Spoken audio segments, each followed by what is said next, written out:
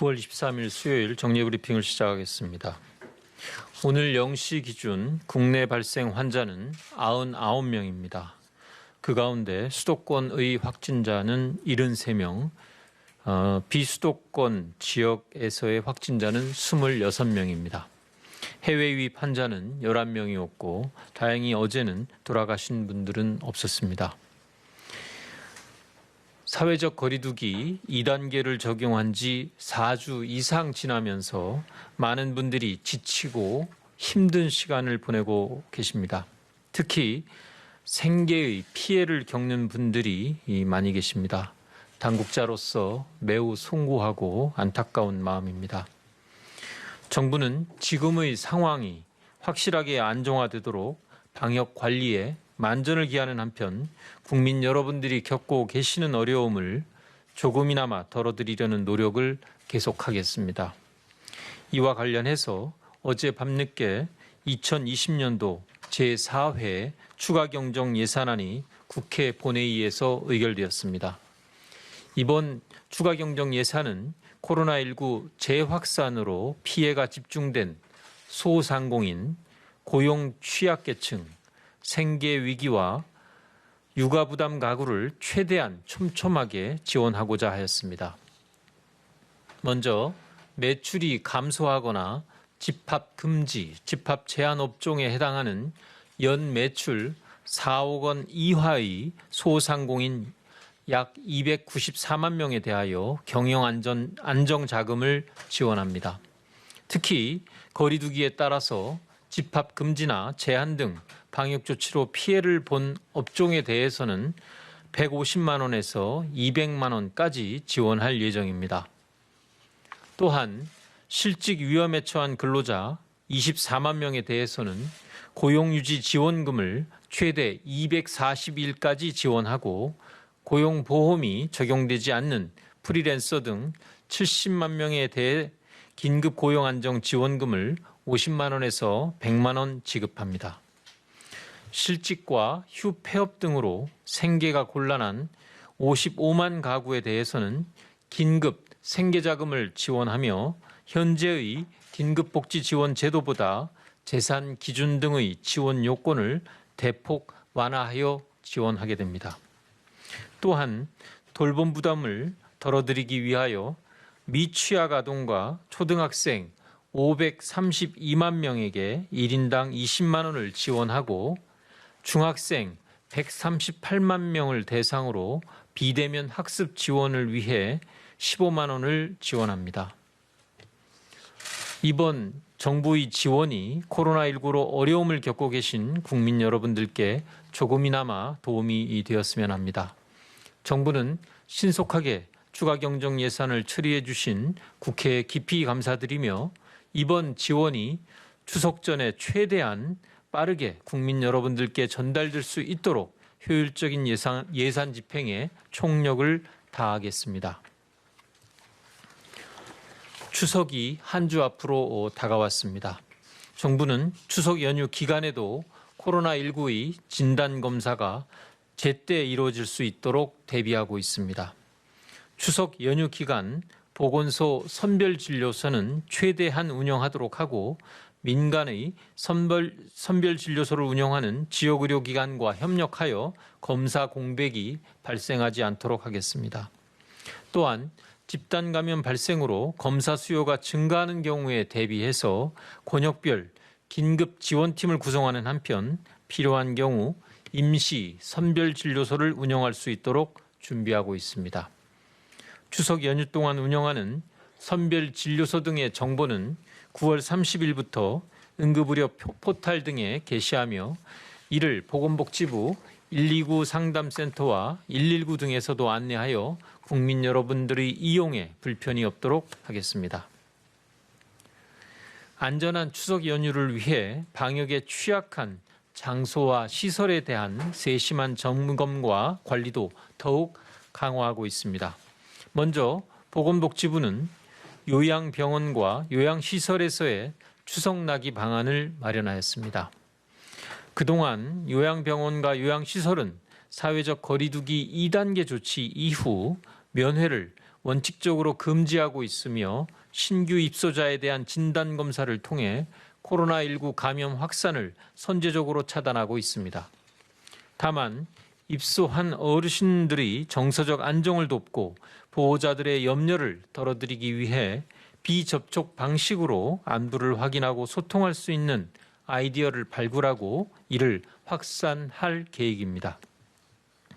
예를 들어 영상통화를 통해 실시간으로 서로의 안부를 확인할 수 있을 것입니다. 또한 보호자는 어르신과의 추억이 담긴 사진이나 가족의 안부를 담은 영상, 손편지를 전달하고 시설에서는 어르신들의 기념사진이나 덕담 영상 등을 촬영하여 보호자에게 전달할 수 있을 것입니다. 면회는 임종이나 가족의 해외 장기 체류 등 시급하고 예측이 불가능한 사유가 있는 경우 등에 예외적으로 허용됩니다. 이 경우에 사전 예약제를 통해서 투명 차단막이 설치된 별도의 공간이나 야외에서 비접촉 방식으로 실시하여야 하며 직접적인 신체 접촉이나 음식 섭취는 제한됩니다. 휴양지와 관광지에 대한 방역 대책에 대하여 말씀드리겠습니다. 그동안 정부는 이번 추석 연휴 기간 동안 고향가와 친지 방문뿐 아니라 여행 등의 이동을 가급적 자제할 것을 당부드리고 있습니다. 다만 연휴 기간에 숙박 예약률이 매우 높은 상황으로 호텔, 유원시설 등 주요 관광지에 대한 방역을 철저히 준비할 필요가 있습니다. 문화체육관광부는 추석 기간 불가피한 이동 시 지켜야 할 여행 경로별, 상황별 수칙을 계속 안내할 예정입니다.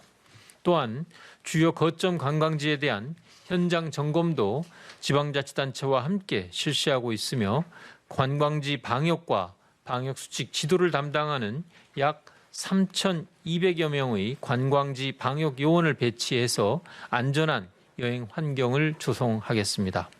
특히 이번 연휴 동안 많은 관광객이 집중될 것으로 예상되는 강원도와 제주도는 자체적인 방역 관리를 더욱 강화하고 있습니다. 강원도는 주요 호텔과 콘도, 유명 관광지 인근의 음식점과 유흥시설에 대해서 방역 점검을 지속적으로 실시하고 있습니다. 주요 관광지에 대해서는 무인 매표소 운영, 일방 통행과 안내판 설치 등을 통해 이동 동선을 조정하고 인원 분산을 유도하고 있습니다. 제주도는 9월 26일 주말부터 집중관리 기간을 지정해서 입도객에 대한 특별관리를 실시할 예정입니다. 제주 공항과 항만을 통해 들어오는 입도객은 마스크 착용 등 방역수칙 준수를 반드시 지켜야 하며 발열 이상자는 의무적으로 진단검사를 받아야 합니다. 특히 발열 이상자의 진단검사와 숙소 내 의무 격리는 관광객 본인의 비용을 지불하도록 하고 있으며 증상이 있으신 분들은 사전에 여행을 취소할 것을 요청드립니다. 한편 공정거래위원회는 집단 감염이 계속 발생하고 있는 방문 판매 분야의 사각지대 최소화를 위해 점검을 강화하고 있습니다. 또한 오늘부터는 신고 포상제의 대상을 불법 피라미드 업체뿐만이 아니라 방문 판매 분야 집합금지 명령 위반 업체에 대해서도 확대하였습니다. 불법 피라미드 업체에 대한 신고 포상금은 최대 200만 원에서 500만 원으로 상향한 바 있습니다. 또한 행정안전부가 운영하는 안전신문고 앱을 통한 집합금지 명령 위반 신고에 대해서도 포상금을 지급할 계획입니다. 아울러 관공서의 전광판, 지역 홍보지, 반상회지 등 다양한 매체를 통해 노인층을 대상으로 방문 판매업체 방문을 자제해 주실 것을 적극 안내하고 홍보하겠습니다. 이번 추석 연휴와 한글날이 포함된 2주간은 우리가 다시 1단계 생활방역 체계로 돌아갈 수 있을지 아니면 가을철 재유행의 힘든 시간을 겪어야 할지 결정하는 중요한 분기점이 될 것입니다. 정부는 이를 고려해서 다음 주 월요일 9월 28일부터 추석 연휴 이후인 10월 11일까지 추석 특별 방역 기간을 운영하겠다고 발표한 바 있습니다. 추석 특별 방역 기간의 거리두기 강화 방안은 관계부처와 전문가들의 의견을 수렴해서 곧 발표할 계획입니다.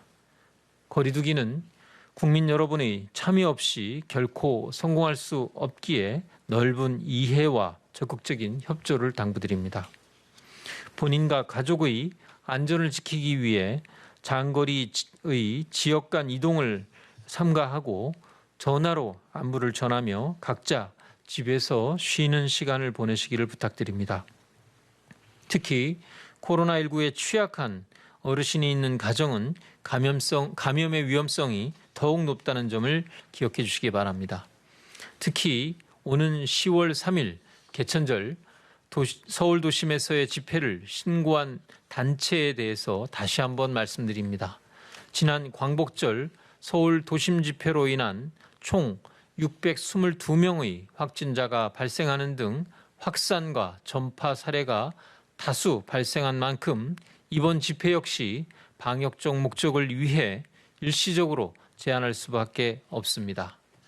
집회 강행 시에는 즉시 해산과 현장 검거 등 엄중히 대응할 것을 말씀드리며 이러한 조치를 위반할 경우에는 감염병 예방법과 집시법에 따라서 처벌받을 수 있음을 알려드립니다. 최근 가짜뉴스가 늘고 있고 방역 조치에 비협조하는 사례 역시 지속적으로 나타나고 있습니다. 한편 확진자나 환자가 발생한 지역에 대한 차별적인 언사나 낙인 등의 현상도 심화되고 있습니다. 코로나19는 성별, 국적과 지역, 종교, 정치적 입장과 관계없이 확산될 수 있으며 이에 대응하기 위해서는 모두가 한마음으로 연대하고 협력할 필요가 있습니다. 국민 여러분들께서는 방역당국을 신뢰하여 주시고 또 서로와 공동체를 위해 노력하여 주시기를 부탁드립니다. 감사합니다.